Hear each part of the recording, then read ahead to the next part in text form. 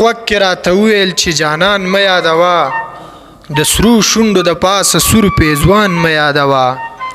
راوړئ زولنې چې اول ښکل بیا یې په پښو کړم د مینې کار کې ما لره زندان مه یادوه زه وایم ناصح ته چې نور مه کړه دا خبرې د مینې لیونو ته عاقلان مه یادوه دلیل او برهانونو کړم مین د یار په سترګو بیا څه له راته وایې تور چشمان مه یادوه دلیل او برهانونو کړم مین د یار په سترګو بیا څه له راته وایې تور چشمان مه یادوه زما مینه رښتیا ده هوس نه دی په دې پوه شه